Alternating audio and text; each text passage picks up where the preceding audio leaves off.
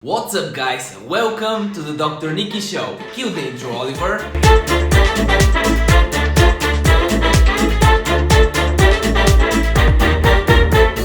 Pinterest is going after Instagram. Wow, it's a real massacre here. You have Instagram going after YouTube with IGTV. You have Instagram going after TikTok. You have Instagram going after Snapchat with AR, and I have a video about it in the cards above. And now you have Pinterest going after Instagram. That should be interesting for anyone doing anything social media marketing related, like I am. If you want to check my agency at drniki.co, you can also check our plans in the description below about us managing your Instagram account and our up to 1.5 million story source per day Instagram story viewer. So it says here that Pinterest brings shoppable pins to visual searches for fashion, home and product. This is an article from Marketing Land, and as you know, Instagram is used by not just Kylie Jenner and the world record dance, but also businesses, right? And pretty interesting that one of the Kardashians made over $1 billion net worth from basically social media, selling on social media. So social media is a big thing, and Pinterest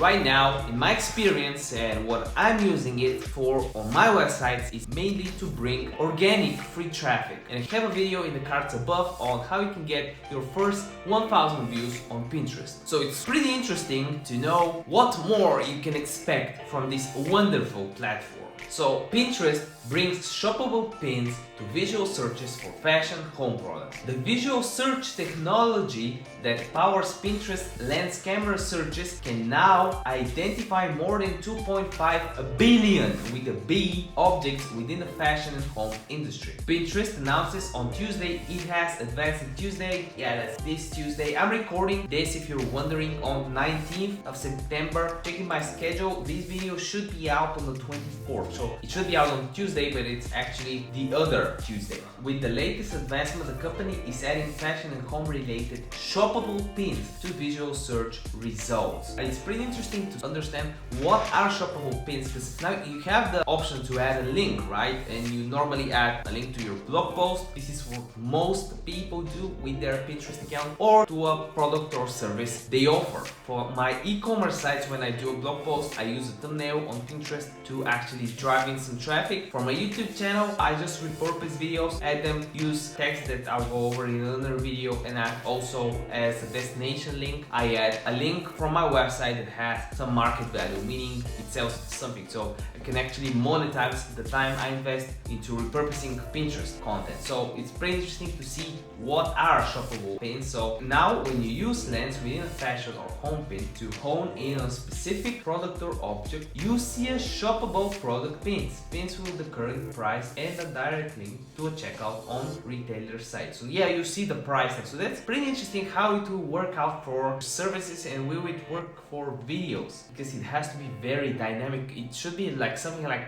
the info cards on YouTube. This is what I would think. Users will also now be able to save photos from their lens searches and turn them into a pin that they can save on a board. Pinterest will then use the lenses photos to power future recommendations for the user. So it seems to me that they can know more about you because of the products you're interested in, and then they'll probably have more features for advertisers, especially with the object, right? It will be interesting if you can actually add pins to objects on other people's photos as a form of advertising on Pinterest. That will be really interesting for me to see. So why should we care? It says here that Pinterest visual platform is a naturally fit for home and fashion marketers, and the company's push to wet its visual search technology with shoppable pins makes it even more so. By bringing shoppable pins to lens search results and recommendations, the company is giving branded pins more exposure and helping to shorten the customer's journey by bridging the gap between product discovery and purchase. We see significant value for brands to tap into visual search on Pinterest, as it will allow wider discovery by tastemakers. This really seems like what I it out. Like if it can identify 2.5 billion objects, it can actually advertise on other people's pins, right? Yeah, that's interesting. They will add it in the TOS because you're making content, maybe you're advertising your own service, and then if someone is advertising on your service something else, oh, that would be weird, right? But when you think about it in SEO, right, when you type even a domain name on Google, you would see ads targeting especially people trying to reach that domain because they would not bother writing it in the URL bar, or don't remember name, just write the brand and log in like that. Like a lot of people log in like that, and a lot of advertisers are actually running campaigns against those users by targeting the keywords related to the brand, so it just has to be noted in the TOS. So this will be really interesting, and I've got 2 bonus news articles I wanted to share with you guys on this marketing news video by Marketing Land, and it says here that Facebook said it would stop letting advertisers alter news story headlines in 2017, but it's still happening. This is really interesting, especially after 2017's ad rates are actually getting higher because more and more people are figuring out the power of Facebook ads, social media marketing, and targeted reach. So it's really interesting to see what will happen out of this. And this article continues with, in April 2017, Facebook stopped allowing users and page owners to alter news headlines shared via organic posts in an effort to stop the spread of misinformation on the platform. Facebook continued to allow advertisers to alter headlines in the news articles were being used within an ad. Later this same year, the company said it was working to disable the option for advertisers to edit headlines. You can just clickbait the titles. It's pretty different, right? When using publishers' articles in ads, but the update to Facebook ads 2 never happened. You can do that. Look at that. This is an example. UK advertisers changes BBC headline. A recent report by fullfact.org, an independent fact-checking charity in the UK, revealed a BBC headline had been altered by an advertiser as recently as last month. Imagine that. The original story published by BBC included the headline "School Spending Multi-Billion Pound Cash Boost Announcement." But when the story was used in a series of ads paid for by the UK's Conservative Party organization, the headline was altered to read £14 billion cash boost for schools. So from multi-billion pound to 14 billion. What? This is misleading, particularly for readers who don't click through the article. It makes it appear that the BBC endorsed the 14 billion figure when in fact they criticized. Facebook's response, well, they're saying they'll disable it. Let's see how that goes. Keep you guys in touch in the marketing news. We have up to 2 of those marketing news videos on this channel where I just open a bunch of articles that I like and just have a chat with you guys about it. So I really appreciate it if you tell me what your opinion is about these articles first, and also what do you think this will do for the social media space, marketing in general, digital marketing and e-commerce businesses. This is really interesting for me to know your opinion. By the way, while you are at it, make sure you click the like button on the video. It really helps this video be seen by more people and really encourages me to push out more content. Let's have a like goal of just 20 likes, right? So if you click a like, you are 5% of the people that click the like button. This is really nice. So the third article, Marketing Land again, is Facebook newsfeed getting 60% of total ad spend across Facebook and Instagram. It says here that Social Baker's social media trend report found that Facebook newsfeed ads earn the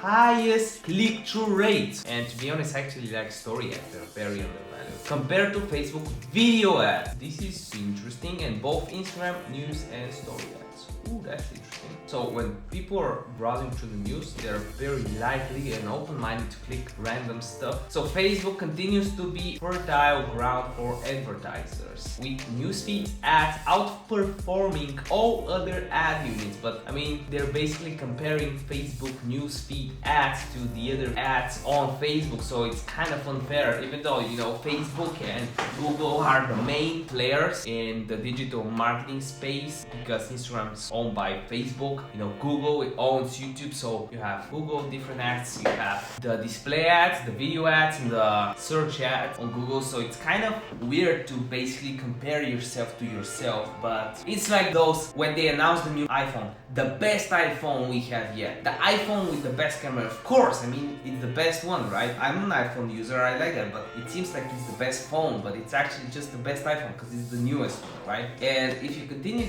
reading down the article, it says that Instagram's feed came in a distant second at 20%, and the rest of the top 5 Instagram stories, Facebook suggested video, and Facebook Instagram video combined for about 10% reported social breaks. What's converting? Facebook versus Instagram ads. Well, that's pretty interesting. Let's see what's converting. It's no surprise Facebook news ads, which means what's, you know, getting good sales. The report found Facebook newsfeed ads average 1.7% click-through rate CTR during the second quarter of the year. So Facebook's newsfeed ads are getting the biggest piece of the pie when you look at what drives conversion. Yeah, if you look at like this, because they are the most ads, but are they the best, you know, converting percentage? For Social Baker's data, the placement was the highest converter compared to the other 4. Okay, so it's better. Facebook best for action-oriented campaigns. So it says that Social Baker's reported cost per impression across Facebook newsfeed and Instagram newsfeed